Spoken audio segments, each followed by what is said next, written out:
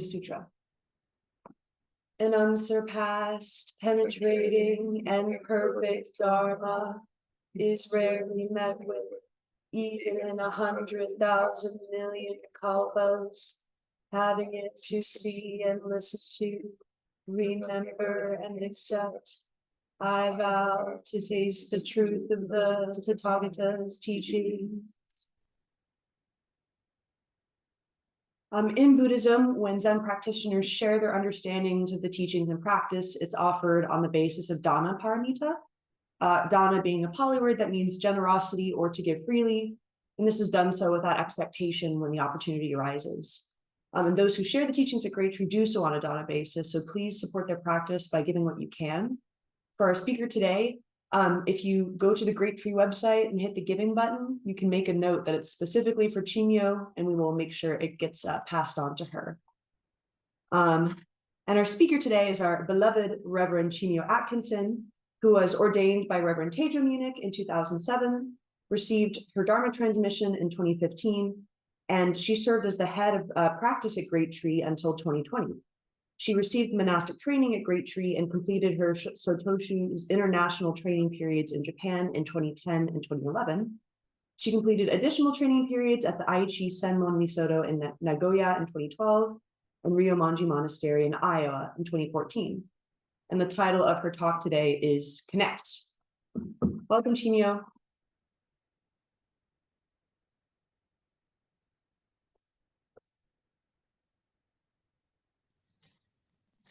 Okay, I hope you can hear me. Please indicate if you can't.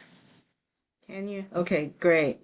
I was having a little trouble getting on, so I'm glad that worked itself out because I certainly didn't fix it. I can't claim that.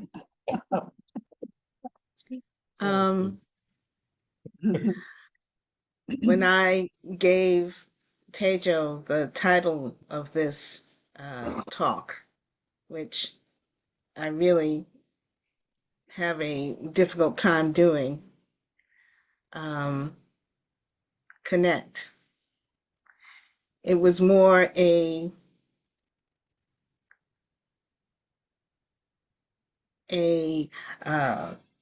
command to myself than a title, honestly. But yeah, connect. What does that mean in the context of what we're doing as practitioners? What does that mean in the context of our lives? What does that mean, period?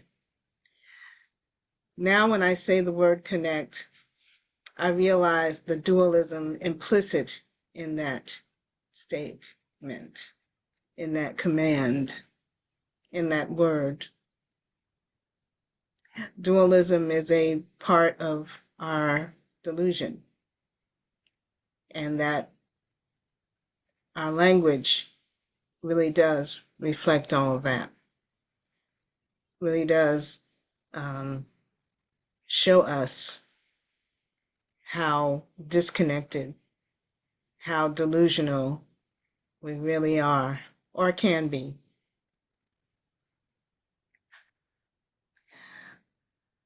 Everything always goes back for me to the Eightfold Path. It is essentially what the Buddha left us, what the Buddha, Shakyamuni Buddha, Brother Gautama, spoke of the whole time he walked those roads, the whole time he walked that path. And it's the path that we follow. Right view, right thinking, right speech, right action, right livelihood. My sister. Right livelihood, right effort, right mindfulness, right conversation. And what all those words we play with and try to make meaning of.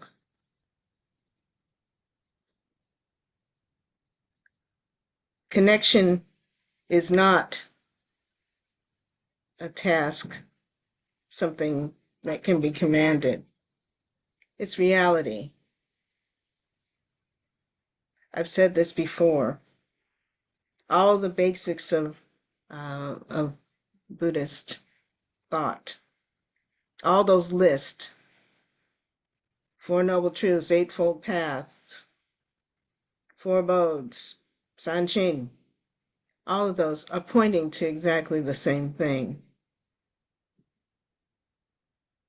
It's not about me sitting on a mountain thinking about those things. It's about me in the world, walking that path, me in the world, manifesting right view, right thinking, right speech, right livelihood. Me manifesting parental mind, magnanimous mind, joyful mind. So how does that happen? And because I'm really bad at this, lots of ideas pop up for me, and I have to claw my way through my own mind and tamp that down. And one of what I'm working on right now that came to me, well, I was sitting on a plane a few weeks, not a few weeks ago, a few days ago, sitting on a plane,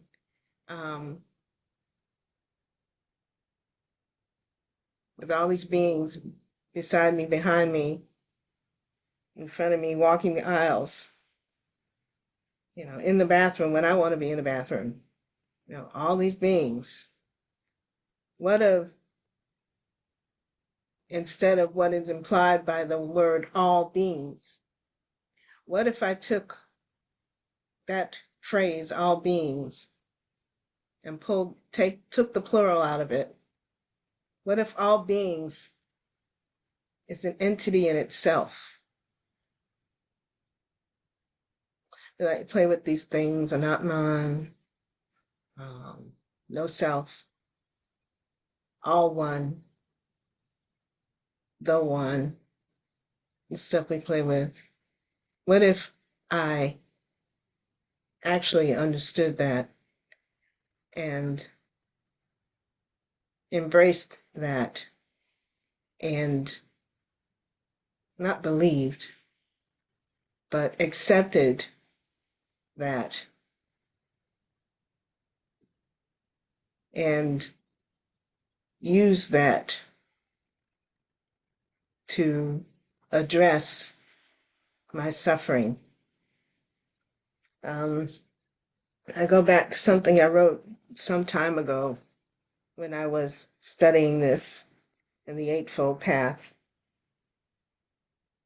I dug it out, and hopefully I can read it because my handwriting is, for the most part, illegible. But this was some years ago when I hope I haven't said the same thing, but I probably have because it's all the same thing. Pardon me, excuse me. If I am able to accept, let me go back. To follow the Eightfold Path is to approach self and other with the full understanding that we are without independent existence, past or future. We are the moment at hand, and all possibility exists just now. If I am able to accept this right now, I can act from it with compassion and wisdom that is always present within us. I can speak to the situation now without losing or gaining anything because there's nothing to lose and no one to lose. Generosity and empathy are natural and automatic. To me, this is the state of freedom. It isn't about being a nice, good person. It's about being free from the greed and fear and desires that keep me from acting according to the Dharma, the reality that is oneness. This is wisdom. This is the awareness of a Buddha. Okay. So I wrote that some years ago. Okay. Here I am, still struggling.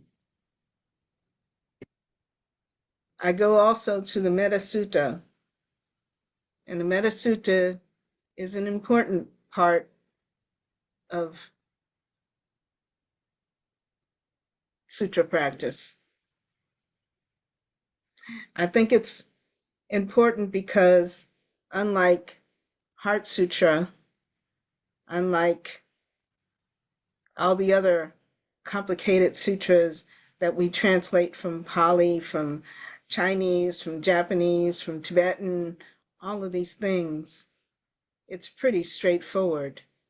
And somehow that translation is so straightforward that I think I think that's why it speaks to many of us. It says, may all beings be happy. Whatever living beings there may be, whether they are weak or strong, omitting none, the great or the mighty, medium, short or small, the seen and the unseen, those living near and far away, those born and to be born, may all beings be happy. May all beings be at ease. All beings, being that singular entity, being us, being me, being you, being them, being. How about just being? Happy. This limited, diluted, diseased body makes that difficult. This mind can play with it all day and all night long, worrying about it, worrying how to express it, worrying how to talk about it, worrying if it's understood. Understood by who? All beings. It's really hard. But this is the practice. The Metta Sutra, and this is not different from the message of the Heart Sutra if dug deep. It's not different from the message of Milarepa. It's not different from the message of Nagarjuna. It's not different from the message of Dogen, whosever name we put on it. That is the message. That is the practice. To sit zazen, as we say, to drop away body and mind, to drop away this body that's deluding me, that I'm using to block myself from what I'm calling connection, which is simply reality. That there is no singular here. It's the interdependency of our situation. It's the compassion that we speak of all the time, but without completely understanding it, without completely embracing it, without completely manifesting it with each other.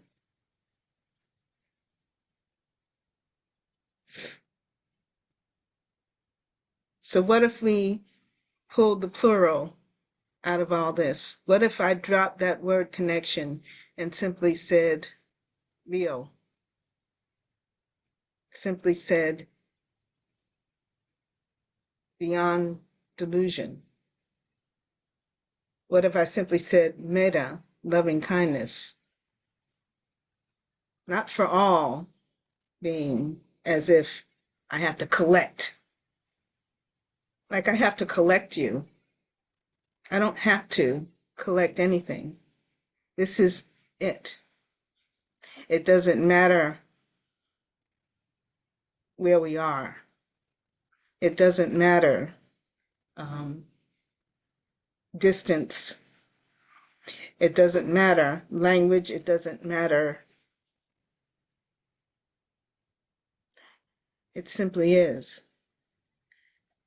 The acceptance of that, sitting in zazen, sometimes misunderstood, as though there's this singular separate entity being, bag of water, bag of shit, whatever, sitting on a cushion somewhere, zazening. There's the thing, zazen. Are we zazen? Are we zazening? Be careful what we're doing. To sit and simply be reality.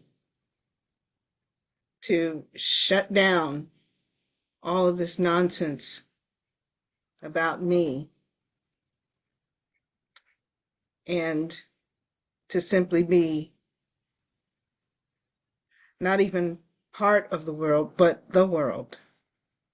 What makes world, if we want to call it that. What makes universe? What makes existence? What else is it? My sitting on a cushion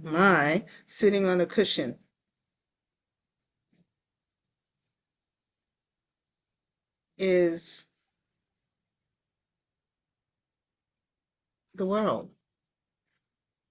And so is your sitting on the kitchen. As we sitting,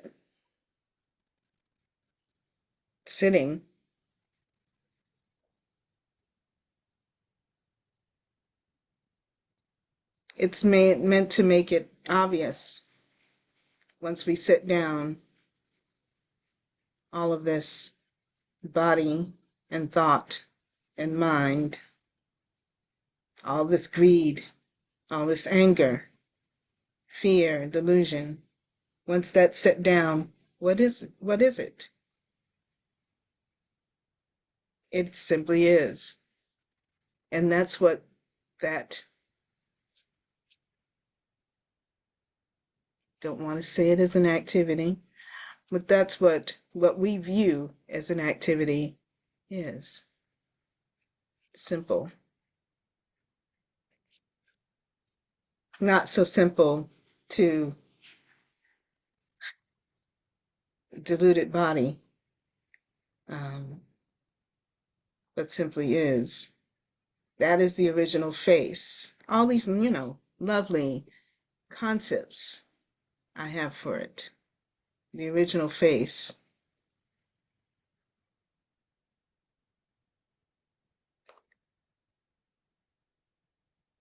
I'm not sure now what to say about connect, except to leave it alone. Connect is delusion. Be this, just this. Suzuki Roshi, just this, as is. What more? No more.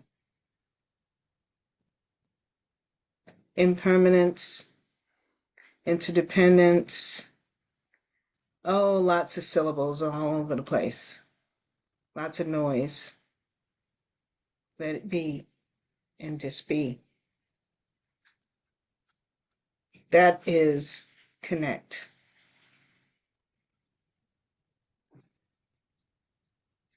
Omitting none, the Metta Sutra says, omitting none, the great or the mighty, medium, short or small, seen and unseen. What I think I know, what I think is known, doesn't matter. Don't have to see it. Don't have to know it. Whether I know it or not, it is. And if I stop and if I put away my knowing and simply breathe, simply be for however long is possible for this concept of me, 20 minutes, 40 minutes, 60 minutes, couple of sessions, doesn't matter. That is practice. That is the practice. That is walking the Eightfold Path. And to get up from the cushion and breathe and hold the world, what I view as the world out there, right here. And to recognize that I'm this being. I am all being, and what I see is coming towards me, moving past me, running into me, all being. Very inconvenient in the relative world, isn't it? Inconvenient. It causes dis-ease. It causes fear, anger, and just feeds all that delusion. But the reason that we're sitting here right now, or sitting, or here, is the Buddha said it's possible. Brother Gautama told us and demonstrated all those many, if we believe in time, and or simply say, shows us that this is possible. And so in faith, in hope, for some of us, desperation, we come to this practice to relieve that suffering. But stubborn hardheads like myself have to come back to this again and again and try to hold this tighter. As you can see, even the language, and try to come closer. Try to drop body and mind. Try to drop the concept. Try to drop the fear that makes it so difficult to not let it in, not let the world in, not let all beings in, but to simply exist as all beings. To exist without separation, without discrimination, without the walls that say I. to exist in the five abodes, in the divine abodes. I asked the question once, the abodes being, who lives in this house? All beings live in this house. There is no house. There is simply beings, all beings. Here I am. If I must, here we are, all beings.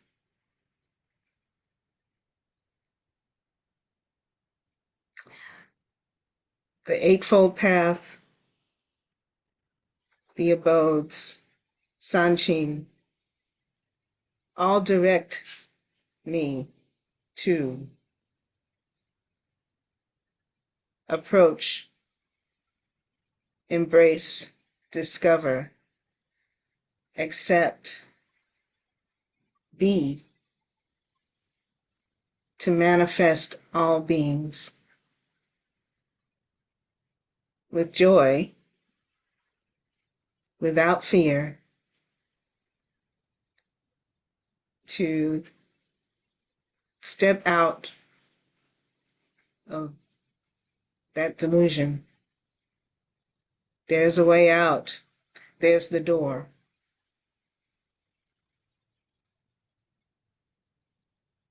Step in or step out. Just step. All this language.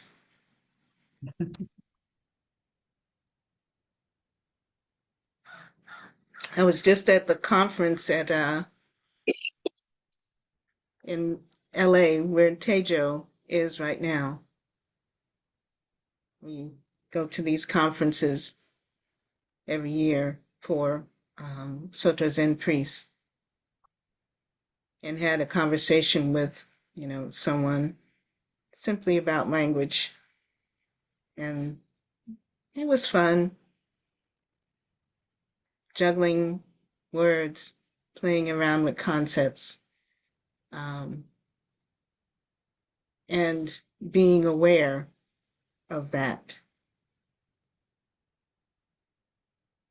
So all beings, here we are. There's no need to connect. That is the reality. You have no choice. I have no choice. All beings have no choice. It simply is. Let it be. And compassion and empathy and understanding and joy is a given.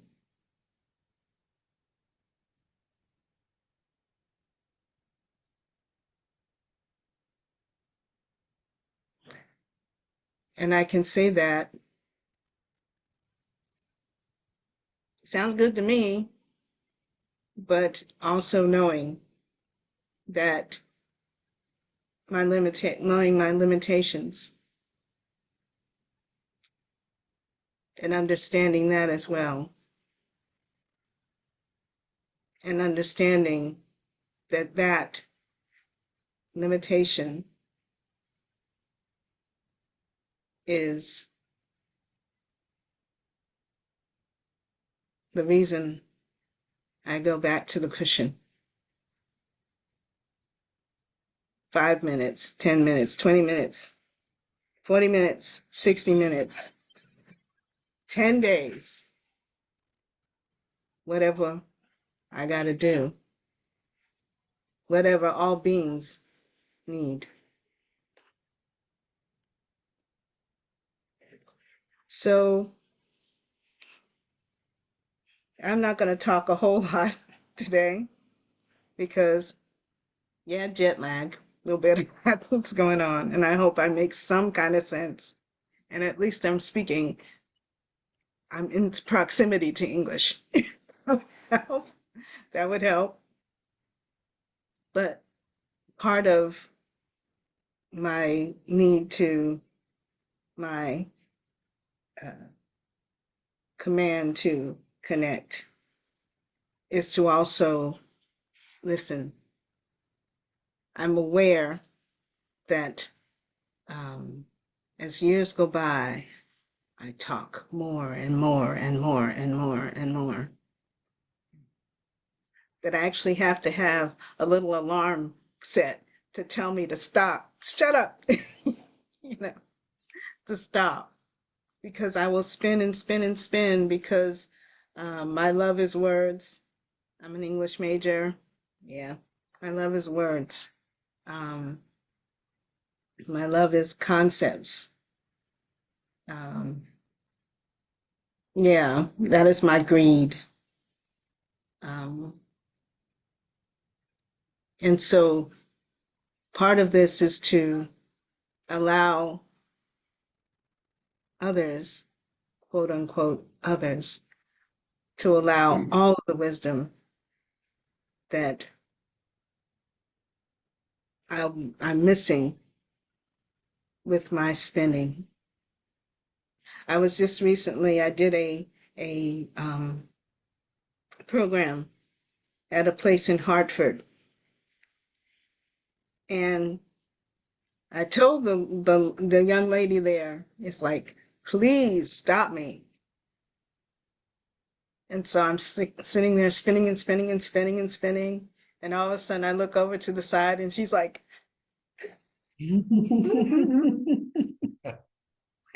okay, yeah, time was up 10 minutes ago. Poor lady got her arms swinging around. So I'm going to be cognizant of that from here on, because I know that I do that. And I know that it is not helpful to just keep going and going, trying to, for myself, understand, and doing this thing that ego says, I have to be understood. So I ask you, as my friends, that when you see me going off the edge for 10 minutes beyond the time, pull me down, please. Please pull me down so that I can hear all beings. And that's the way it should be. So that Because we may ask your illustrious self some questions. oh, girl, please. Oh, all right. What is happiness? What is happiness? Okay. What is happiness? If I think back to the Metta Sutta, may all beings be happy. All beings being all beings. And something that I can't indicate by waving a hand or pointing or anything, any word, is to be recognized as that. Happiness, think about it. I had this argument with a friend the other day. Think of a rich man sitting in the great big castle mansion. It's rocked off by gates and walls, turrets and towers. It's created that world that I, as a rich man, has created, is a walled off world of fear, blocking off all beings because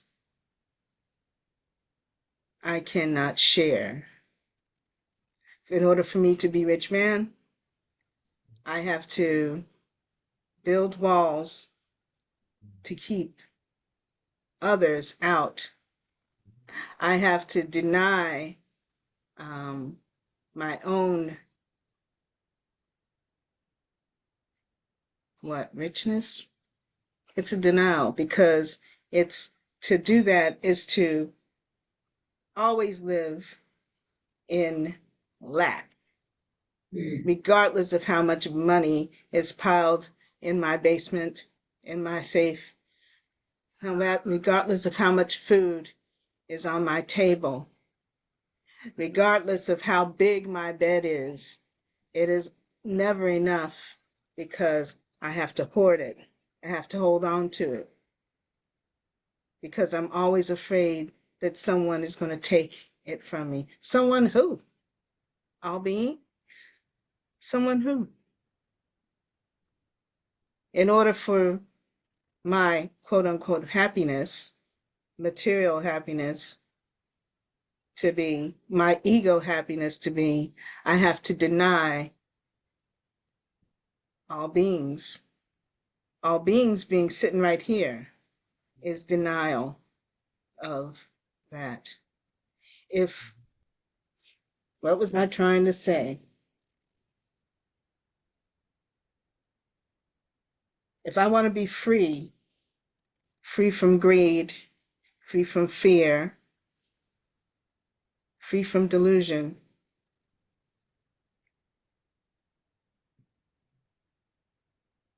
I have to be all beings. So when I say, may all beings be happy, it is my responsibility to make that. I cannot be that without you.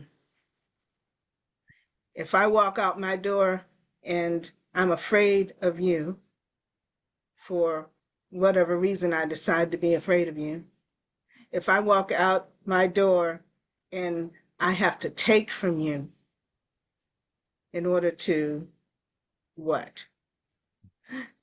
If I have to walk out my door and be in competition with you instead of creating a world together, which guess what? That's the reality. We create this world together. All beings create this world. So what is happiness? Happiness is realizing that. Happiness is manifesting that. Happiness is being.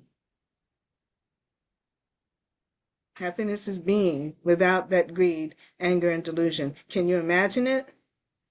Hard to imagine, but what else we gonna do? So it's not an individual thing, it's an all being thing. That's what they're saying. May all beings be happy. Magnanimous mind. Thank you. You know, who lives in your house? Do we live in this house in joy or fear, anger, delusion? You know,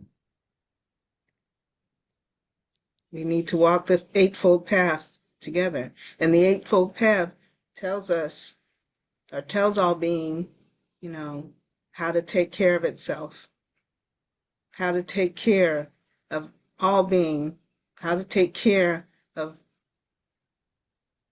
this moment.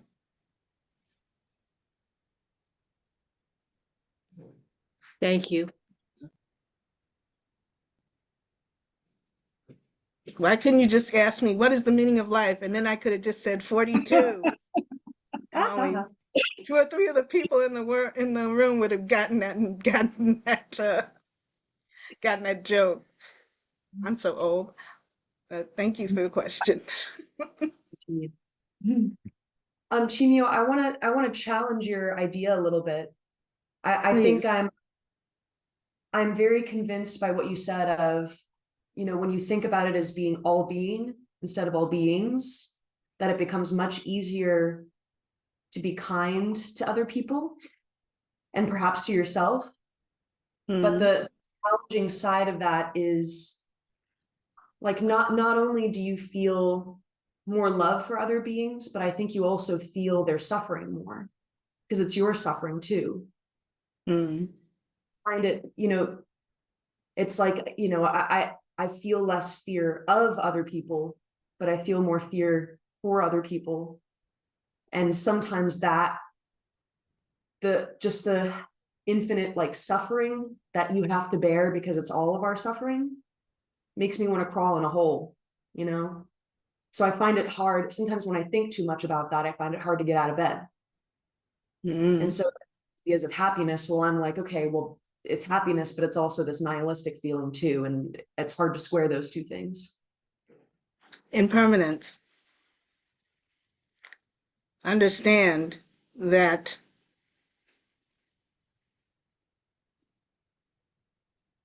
a way to say this, one, that it's not always, and two, that change happens. What is the, not saying agent, what is the force behind change? It's sitting right here. Now,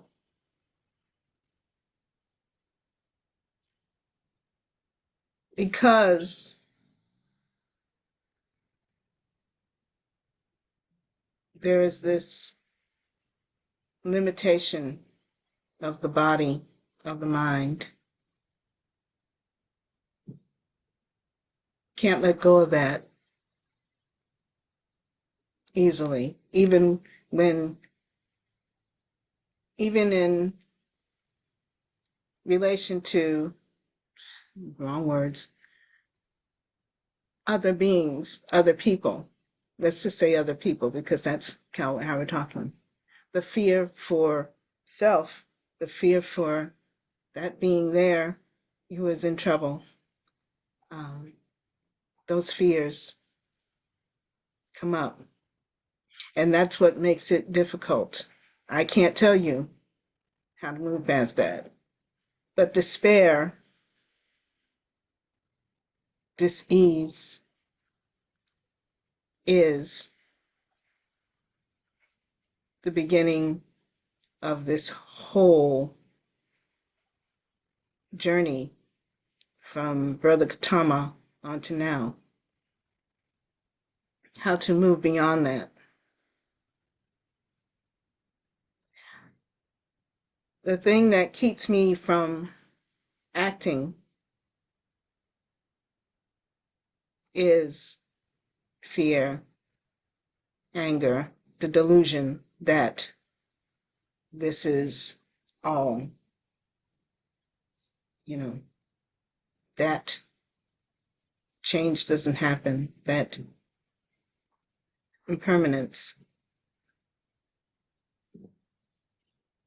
In fact, I actually fight impermanence by sitting still,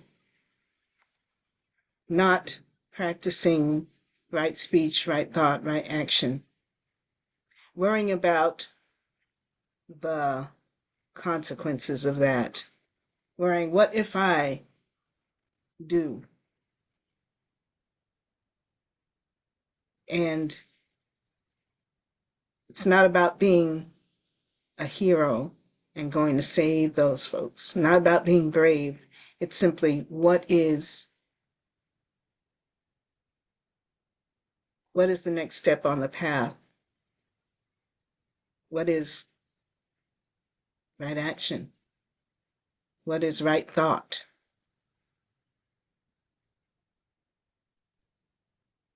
These moments, brief, in which a direction, a decision, an action can be taken.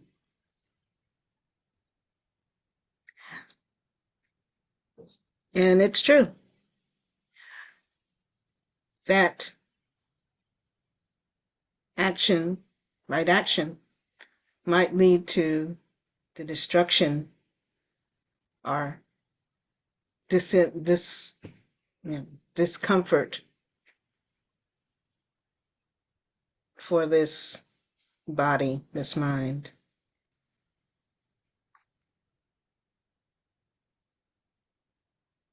But what next? What's the next step on the path?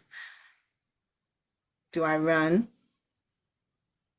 Do I scream?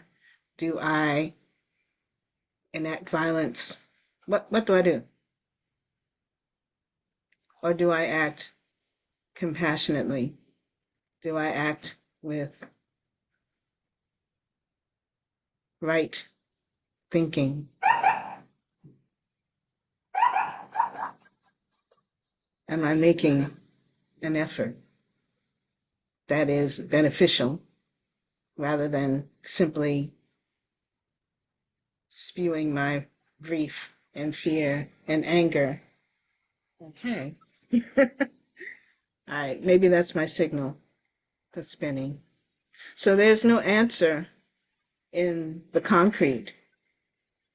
It's practice. And the practice is to move along this path. And no prescription, what is, and it's awareness and the awareness that the Buddha says is what we seek so that we can walk in balance on this path. Remember, the Buddha didn't stand up and say, I know. The Buddha stood up and said, I am aware. I am awake. It's to move through this world awake. We crawl up under a rock. All I'm doing is sleeping under a rock. And compassion and the Eightfold Path and joy is abandoned. And maybe the way to deal with that, because, yeah, it's freaking scary out here by yourself, is to breathe, make the best effort I can on that cushion and walking down the street to come to all beings with full awareness as I can, with as much compassion and beneficial intent, yeah, and mindfulness, awareness of what is really happening, what reality is. Reality is compassion. Reality is joy. Reality is all being,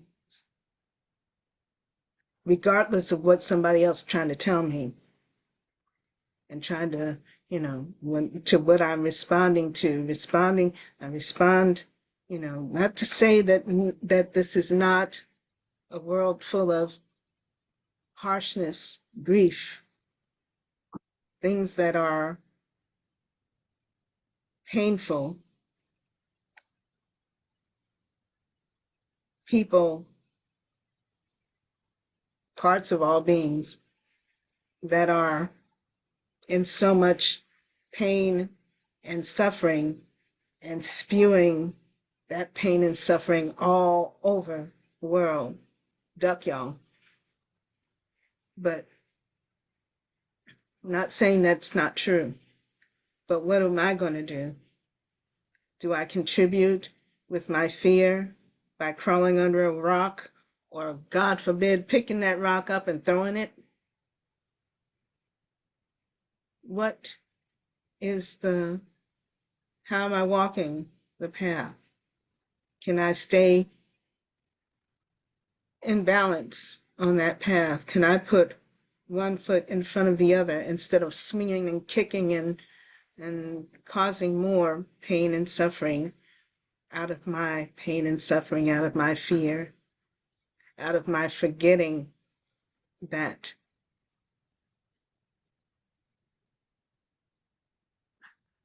sunshine?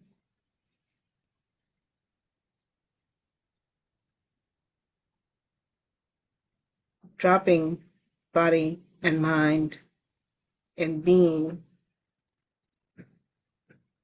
and that being might allow this body, this little piece, to be destroyed or dissolved like a wave on the ocean, impermanence. But what would I rather have put forward?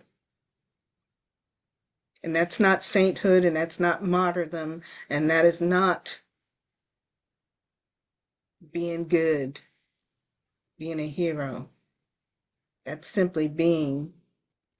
And if that is the original face before the suffering, before the delusion, then that is the face I want to try to manifest, regardless of what the consequences are. Because regardless of those consequences,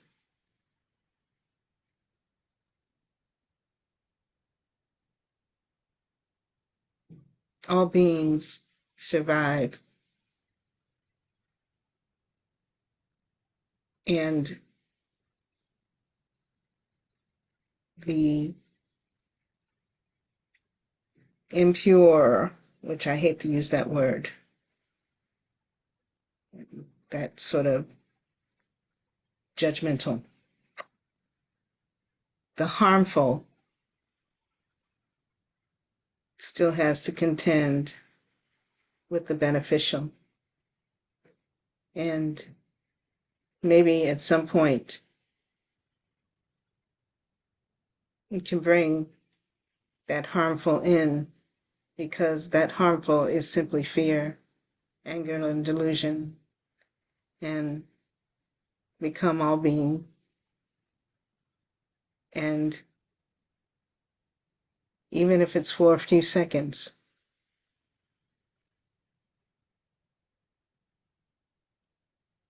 witness that original face and know joy, loving kindness, peace, all the things we are all seeking. And those, let our rich man walls crumble and everybody eat. All beings happy. And that might not make any sense in the relative of this world. I'm listening to a car crash outside, and the sirens that came up, and the folks outside loudly arguing. Can hear them all the way up here on the 4th floor. All beings, be happy. And even just if I can do nothing to help, can I just at least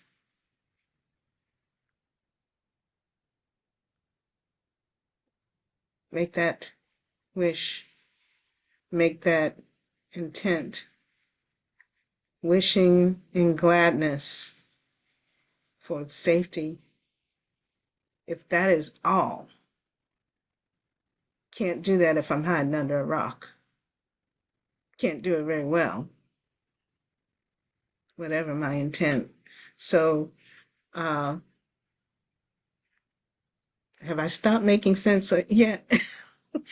I think I have, but yeah. If I may, Reverend, I don't think so at all.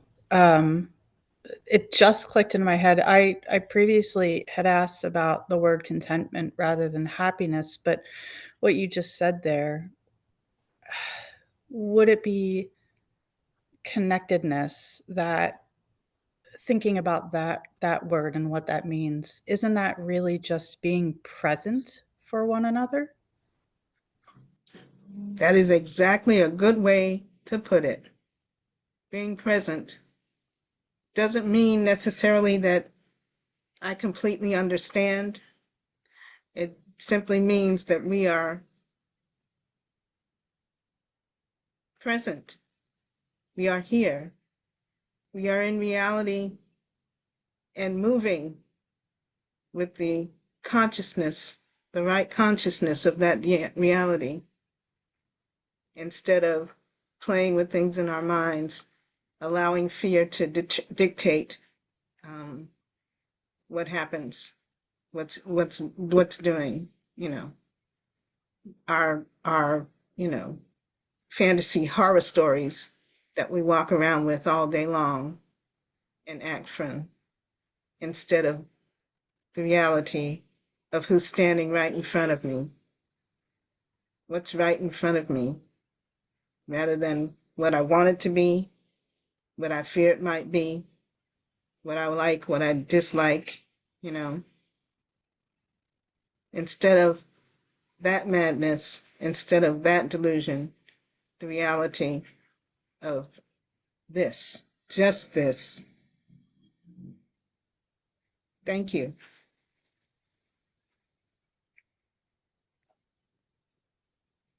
Thank you, Chimyo-san. Hi. Oh, I'm gonna make yes. I'm gonna make a couple of announcements for the upcoming week.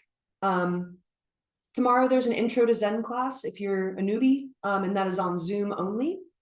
On Tuesday, the Zen Center of Asheville will be having their Zazen Dharma talk, and Art Shindo Mandler will be speaking.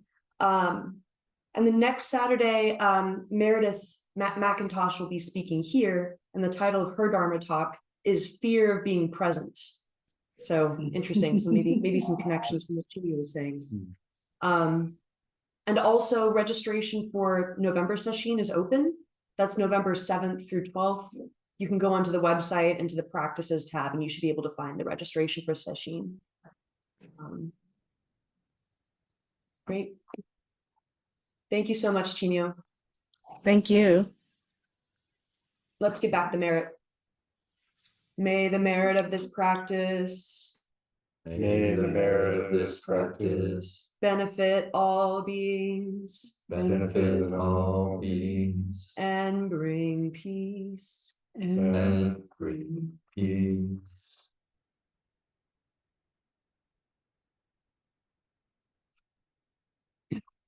Goodbye, everyone. See you next time.